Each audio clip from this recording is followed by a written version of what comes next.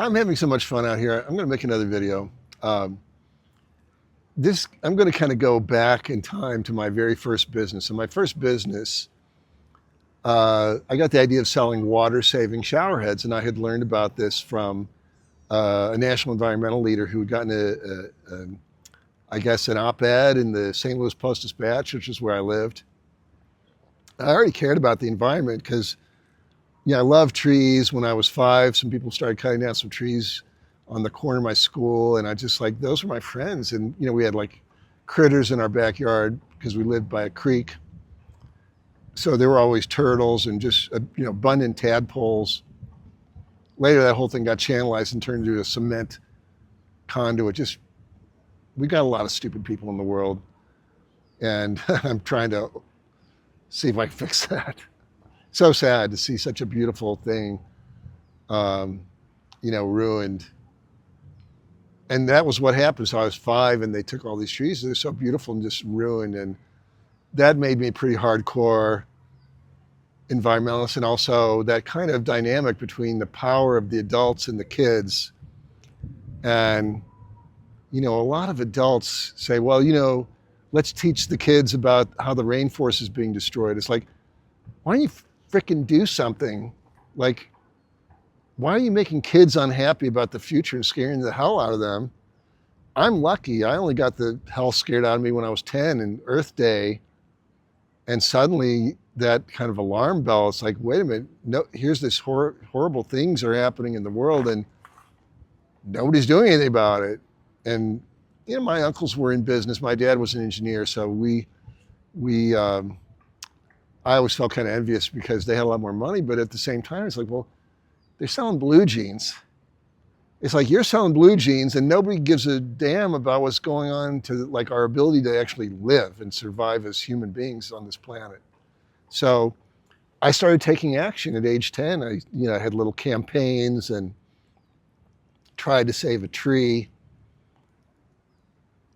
Oh, I want to tell that story, but I'm just going to save that for later because the point is, soon I began to see there was this pivotal moment because my friends were environmentalists, at least my friend Scott, and he was working at a nonprofit, an organization called St. Louis Coalition for the Environment. And it was a lovely organization. They really did a lot of good, but he was getting paid $3 an hour to go around and talk to people about the problems they were trying to solve and probably to, help raise money door to door. And the thing is, the people we're talking about the era, maybe you've heard of this thing, Times Beach, like these huge toxic waste sites. And if you're from the US, you may have heard of something called Superfund. That was the era when just the toxicity of our economy was becoming really evident in the pollution, dioxin. And these were like giant corporations. And here's my friend getting paid $3 an hour. I'm going to try not to curse. I just, I don't need to, but it's for like expression. It's like $3 an hour versus Goliath. And the David and Goliath story, that's a great story. But you know what? Usually Goliath stomps on David and that's the end. And that's why we're in such a mess as we are now, because it's just not so easy for the underdog to get a grip on these things that way. So in that moment, really, I said, this problem is so big, there's got to be a different approach.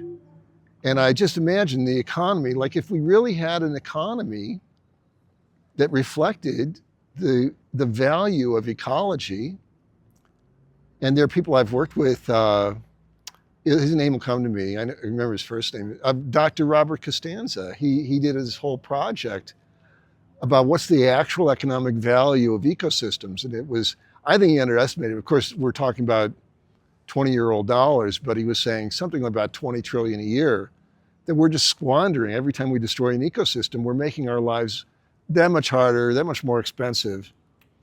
And he was a very influential guy. A lot of people have done that, but how do you really implement that? And I've had this vision since I was 20 of how to really create the ecological economy or the ecosystem economy, the ecosystem sector. And we could have other sectors, the peace sector, things like that. So So yeah, I visualized an era when back then I thought about large corporations that would be handling these things and could be a match and be able to, maybe we'll call it, negotiate on more even footing. Because basically, if you look at, say, what goes on in Washington, D.C., or most of the capitals around the world, it's where the powerful people come to try to um, negotiate with each other without killing each other. I hope that got covered. So yeah, so yeah, can we? But the thing is, when we're not at scale, we just can't get in the room. We can't be at the table. We can't really speak intelligently. And so instead, what most environmentalists and other activists do is just yell at other people. And I could see even then it just was not it just was so ineffective. You know, carrying banners and things around. These guys are sitting around moving billions of dollars around, and we're carrying banners around. And the problem is the opportunity is many trillions. I mean, I will, in my website over the next month or so, we'll start documenting some of the projects that I've designed or am aware of or that my students are doing. And there's trillions of dollars of economic opportunity. Like, I've been looking at this space for a long time saying, somebody come and play with me here. You know, the opportunities are so great, but in order to access them, I've had to really spend almost a lifetime learning so much, because it's one thing to learn how to destroy the environment and make money. That's easy. But it's not so easy to make money protecting and restoring the environment and providing the jobs for people and really creating that economy for real. So, I know what this was going to be about. My first mentor. So my dad, so here I'm selling shower heads to like universities, and it was cool. It was great. And, but I didn't know anything about business. And my dad said, talk to this friend of mine, Joe. I won't use his last name out of respect to his grandchildren, I guess. But so I meet with Joe to talk about business, and he said, Mark, I just sell stuff people want. He was in the business.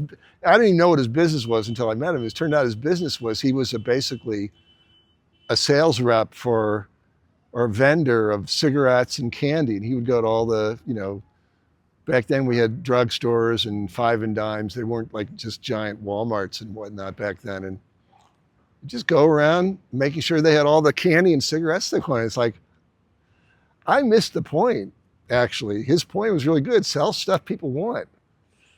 And at a certain point in my time when I had to take a pause, when all this high idealism and finance just wasn't working, I just got this idea, why don't I sell some stuff that people want? And I made a lot of money that way.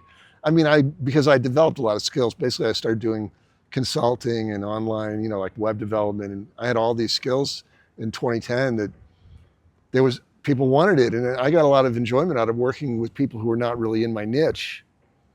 And, I helped all kinds of people grow businesses, make money online. And I became a master of the internet at some level.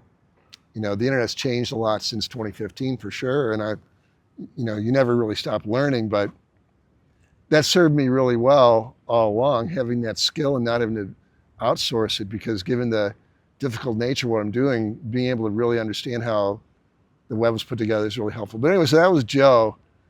But I just took it away, just like how, it's so hopeless. This guy, he's doing two things I really don't care about. I mean, first of all, I'm opposed to smoking.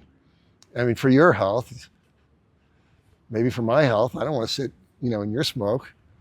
Even though if somebody's smoking, these days if somebody's smoking a little far away and I don't have to like sit there all day, I'll enjoy the smell of it for about a minute. I'm not, if they want to kill themselves, that's up to them. That's not my thing. But yeah, so I missed the point. It took me years for the real point. It's like, he couldn't understand, like, people said, well, how can you sell shower heads to people that have shower heads already? Well, the fact is that in a university setting, like, my clients save millions of dollars on the most minuscule investment. And so now when we're looking at, this 20 trillion, it's probably 40 trillion now in today's, US dollars, of ecosystem services to humanity. And, we've got the global chronic illness industry is, what is it, $7.5 trillion? And the US share of that is like 4.3 trillion. Like there's just trillions of dollars to be made solving these problems if you want to do it. If you want to do it, you know, book a call with me. Like, let's work together. I'm looking for people who want to do that. So I couldn't find, you know, back in 1983, being an environmentalist was weird enough. Creating an environmental business was just completely preposterous. No one could understand what I was doing, but I made money because I saved my clients, you know, tens of thousands, hundreds of thousands, even millions of dollars with the most trivial investments and changes. And I still remember this guy, his name was George. He was the director of Washington University Housing. And he was one of my first big clients, and I went to him and he said, well, let's do a test. Let's try 12 and do a test. I said, George, you don't want to do that because it's summer, the kids are out. It doesn't matter what you do. If they're in school and you start changing, you're going to get complaints. So everyone's home, the dorms are empty. We're talking $12,000, just do the whole thing. He said, okay, which was good. Like I actually, you know, I lived on that money for months. You know, because I think I had something, I'd figured out you know, I actually went to the factory where these things are being made and I bought them straight from the factory, not through some middleman. So I think my profit margin was probably, I don't know, 90%, but they were thrilled because they saved so much money. And then school came back and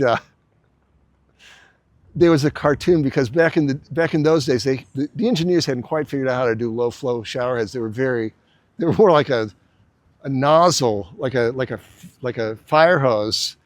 You know, what they sacrificed in terms of flow rate, they made up for in terms of pressure. And so in the student, I don't know how I even saw this because I wasn't a student, but in the student newspaper, somehow I came across a cartoon of somebody taking a shower. He had like a pimple on their back and the pain of the shower head on this guy's, you know, back knee. Anyway, they kept buying the shower heads. That didn't stop them, you know. Maybe a couple of people complained, but they were making too much money to go back to what they were doing before. So after a while, people settled down. Probably by now, they've got a whole different generation of these things that are, you know, both low flow, but also satisfying. Anyway, that's the end of this video. You know, finding a good mentor for yourself. That's why I do mentoring, because I didn't, you know, all my life I've been looking for people who could guide me on this crazy journey, and I just couldn't find, you know, I got bits and pieces. You know, Joe did his best. So many other people did their best. And if I go through all the nonsense in this video, this will be an hour-long video, but so I'll end it here, and thanks for watching.